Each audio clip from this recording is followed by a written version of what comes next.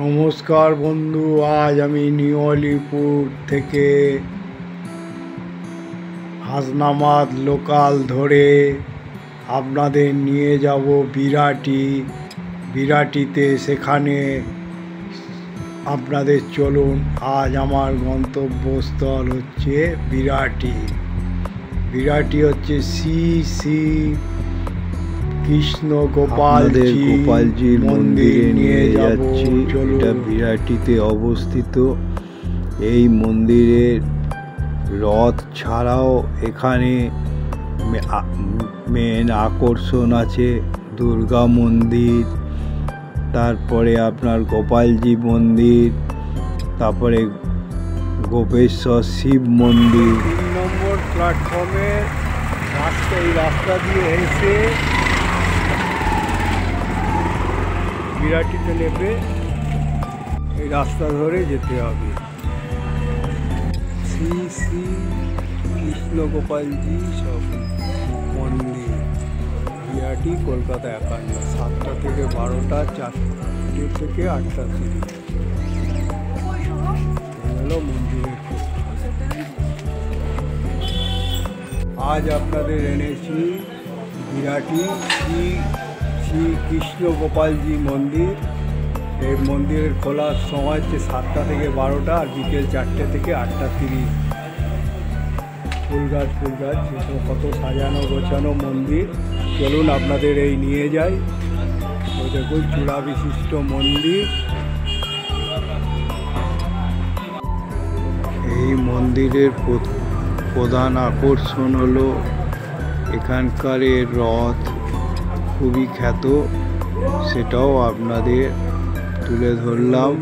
মন্দিরে ঢোকার মুখে চূড়া দেখা যাচ্ছে, আর এখানে নিয়মাবলী লেখা রয়েছে। সাজানো গোছানো মন্দির, কত সুন্দরভাবে গড়ে উঠেছে। গোপালজি মন্দিরের নিয়মাবলী লিখে দিয়েছে। সাইকেল, তারপরে কোনো খেলাধুলা, সিসিটিভির ক্যামেরার অধীনে আছে। কত সুন্দর গাছগাছালি দিয়ে সাজিয়ে গুছিয়ে গড়ে উঠেছে এই মন্দির।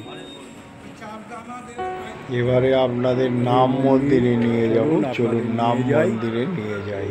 নিত্য দিন নাম হয়, সেইখানে আপনাদের নিয়ে যাচ্ছি। শ্রী শ্রী কৃষ্ণ গোপালজি মন্দিরে এনেছি। এগুলো দেখুন কত সুন্দরভাবে ফুটিয়ে তুলেছে। আর এখানে বাৎসরিক যে অনুষ্ঠান হয়, পয়লা বৈশাখ, অক্ষয় তৃতীয়া, গোপালজির মন্দিরের প্রতিষ্ঠা দিবস, শুভ বিজয়া সম্মিলনী, শীতকালে গোপালের বনভোজন, তারপরে হচ্ছে ভক্ত হরিদাসের নির্জান উৎসব, দ্বন্দ্ব মহা উৎসব, দোল পূর্ণিমার পরের দিন মিশ্র উৎসব, নিয়ম সেবা মাসে 1 মাসে ব্যাপী ভগবত পাঠ, আর কার্তিক মাসে সেবা মাসে শেষ হলে মহোৎসব হয়, গীতা জয়ন্তী। মন্দিরে যারা অর্থদান করতে চান তারা শুভ হলে করতে পারে, সেটাও ফুটিয়ে তুলেছে। মুক্ত হস্তে দান করতে পারেন গোপালজির মন্দিরে। দেখুন এখানে কত সুন্দরভাবে ফুটিয়ে তুলেছে রাধাকৃষ্ণ, তারপরে গৌরাঙ্গ নিত্যানন্দ দেবকে, তারপরে বিগ্রহে আরও গৌরাঙ্গের যে রূপ সেটাও তুলে ধরেছে। কত সুন্দরভাবে ফুটিয়ে তুলেছে এই মন্দিরে, সেটাও আপনাদের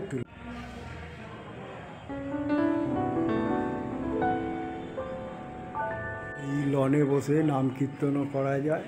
দেখুন কত সুন্দরভাবে, সেটাও আপনাদের তুলে ধরলাম। মহাদেবের মন্দিরে যাওয়ার আগে দেখুন একখানা কত সুন্দরভাবে নন্দীর মূর্তি গড়ে তুলেছে, সেটা আপনাদের তুলে ধরছি। দেখুন মন্দিরের চূড়ায় তুলে ধরেছে সর্প, তারপরে নন্দীজি বিরাজ করে। চলুন আপনাদের ধাপে ধাপে উঠে শিবের মন্দিরে নিয়ে যাই। দেখুন এখানে একটা শিবলিঙ্গ গড়ে উঠেছে কত সুন্দরভাবে, সেটাও আপনাদের তুলে ধরলাম। হচ্ছে ধূপ মোমবাতি দিয়ে প্রদীপ জ্বালিয়ে মনস্কামনা করে। কিন্তু বেশ বসার জায়গাও আছে, আর প্রদক্ষিণও করা যায়। এ হলো গোপেশ্বর দেব। এই মন্দিরে গোপাল শ্রী শ্রী কৃষ্ণ গোপালজির মন্দিরে সুন্দর চিত্র ফুটিয়ে তুলেছে। দেখুন রাম আর হনুমান যেটা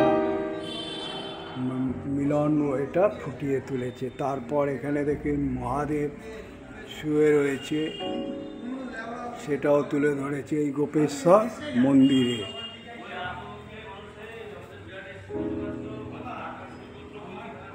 কত সুন্দরভাবে চিত্রগুলো ফুটিয়ে তুলেছে। একটা মহাদেবের মূর্তি ফুটিয়ে তুলেছে মাটির, সেটাও আপনাদের তুলে ধরলাম।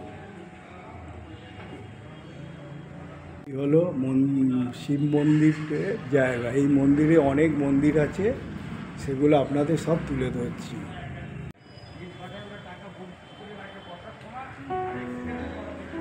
চলুন মন্দিরে নিয়ে যাই আপনাদের। মন্দিরের ঠিক ঢোকার মুখে কত সুন্দরভাবে গাছগাছালি দিয়ে, ফুল গাছ এ গাছ দিয়ে সাজিয়ে তুলেছে।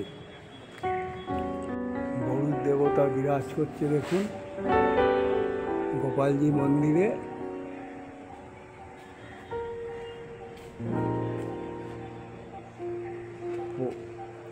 প্রতিষ্ঠাতা শ্রী জীবন কৃষ্ণ কুণ্ডু, তারও একটা মূর্তি তুলে ধরেছে এখানে। এখানে কিন্তু যাওয়ার কোনো নেই, সেটাও সেই মন্দিরটাও আপনাদের তুলে ধরলাম। প্রতিষ্ঠাতা হচ্ছে এই মন্দিরের শ্রী জীবন কৃষ্ণ কুণ্ডু। এই হলো কৃষ্ণ গোপালজির মন্দিরের বহির অংশ। বাইরে কত সুন্দরভাবে এই মন্দির গড়ে উঠেছে। এখানে একটা তুলসী মঞ্চ আছে, আর এই অফিস ঘর বন্ধ আছে। আর এইখানে লেখা আছে যে শ্রী শ্রী কৃষ্ণ গোপালজি, কলকাতা শিমুলিয়া কাঁসারিপাড়া নিবাসী ভগবত স্বর্গীয় জীবন কৃষ্ণ কুণ্ডু মহাশয় 1361 সালে 22শে বৈশাখ তারিখ পারব্য এবং তস্য পুত্র বর্তমান ম্যানেজিং ট্রাস্ট গোপালনাথ কুণ্ডু মহাশয় 1369 সালে 27শে বৈশাখ বৃহস্পতিবার তারিখ এই মন্দির নির্ণয় কার্য সমাপ্ত হয় এবং মন্দির বৃন্দাবন বিহারী লাল শ্রী শ্রী কৃষ্ণ গোপালজির বিগ্রহ স্থাপিত হয়েছে। তাহলে কার বিগ্রহ? শ্রী শ্রী বৃন্দাবন বিহারী লাল শ্রী শ্রী কৃষ্ণ গোপালজির বিগ্রহ স্থাপিত হয়েছে।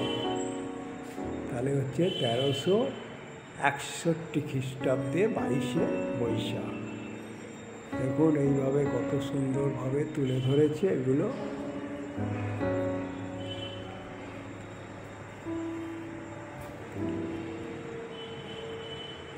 কত পুরনো মন্দির দেখুন। আচ্ছা মন্দির দেখুন, সেই খড় টালি দেওয়া, আগেকার দিনে টালি দেওয়া মন্দির। আর এই পিলার আছে, গড়ে উঠেছে। কৃষ্ণ গোপাল কৃষ্ণের সব অবতারগুলো তুলে ধরেছে। মৎস্য অবতার, প্রলয় এবং প্রয়দি জাল ও ধৃত বানদী বেদম বৃহতি চরিত্রে কেশব ধৃত মিনমিহর, এটা হচ্ছে মৎস্য অবতার। দেখুন এটা হচ্ছে কুর্ম অবতার, ওটা হলো বড় অবতার, হলো নরসিংহ অবতার, এটা হলো বামন অবতার।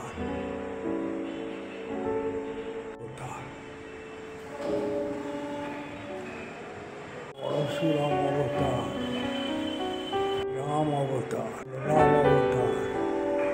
বুদ্ধ অবতার।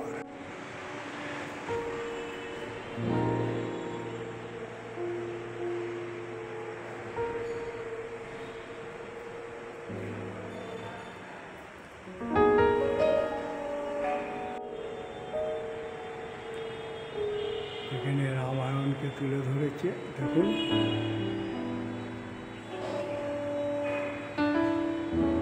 পৌরাণিক এগুলো কত সুন্দরভাবে মন্দিরের গায়ে ফুটিয়ে তুলেছে।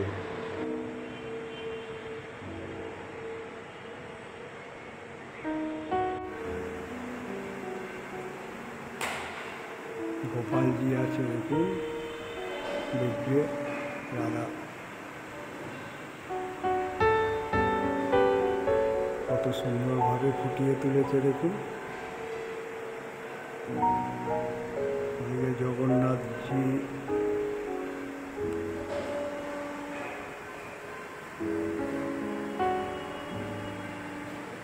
গণেশ,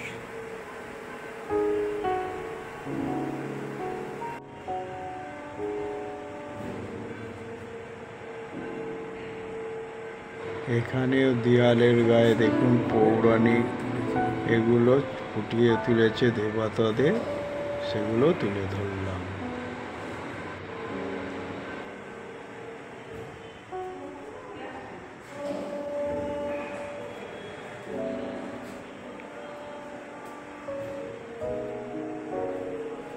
ফেসিলিটিও আছে, আর যা যা প্রোগ্রাম হয় সেগুলোও বলে দিলাম। আর এই দেখুন ফুল গাছ দিয়ে কত সুন্দরভাবে সাজানো গোছানো এই মন্দির গড়ে উঠেছে দেখুন। বহুত পুরনো মন্দির, এই মন্দির কত সুন্দরভাবে গড়ে উঠেছে।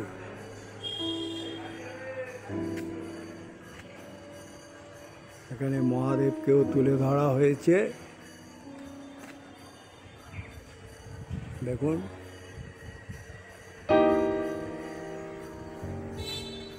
এই হলো মন্দিরের পেরিমিটার, যা ছিল সব আপনাদের তুলে দেখালাম। এবারে চলুন গোপালজির মন্দিরে যে দুর্গা মন্দির আছে সেইটা আপনাদের কাছে তুলে ধরছি।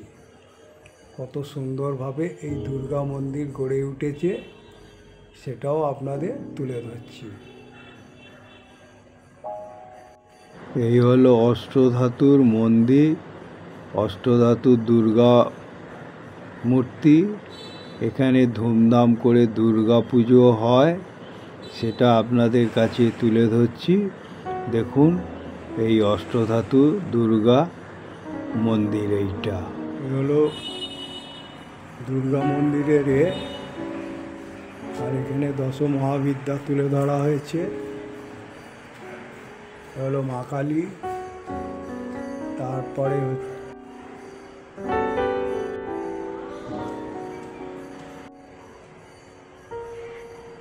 ভৈরবী, ছিন্নমস্তা, মহাবতী, বগলা, তারপরে মাতঙ্গিনী,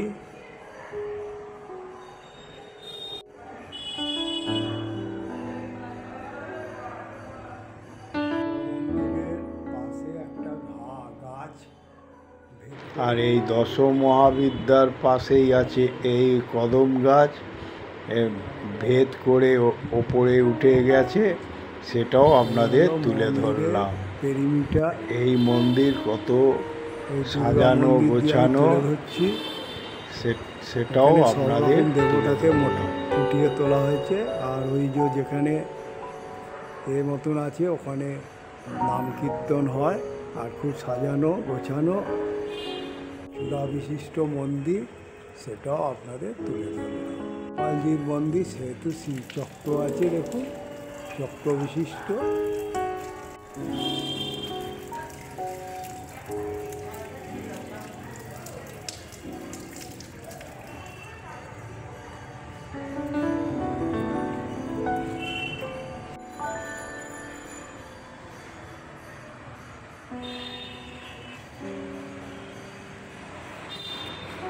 এই মন্দিরে ঝুলনের সময় যে মূর্তিগুলো আছে সেগুলো মূর্তি দিয়ে সাজানো হয়।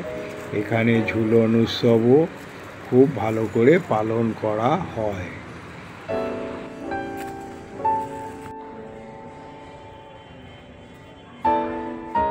আশা করি আপনাদের এই ভিডিওটা ভালো লাগবে। তা যদি ভালো মনে করেন তাহলে লাইক করবেন, যত শেয়ার করবেন জানতে পারবে। আর এখনও যারা সাবস্ক্রাইব করেননি আইকন বোতামটা টিপে দেবেন। সাবস্ক্রাইব করলে আমি যখনই কোনো ব্লগ বানাবো আপনারা পেয়ে যাবেন। আপনারা ভালো থাকুন, সুস্থ থাকুন এবং আমি এইভাবে আপনাদের ব্লগ বানিয়ে দিতে থাকবো। জয় শ্রীকৃষ্ণ।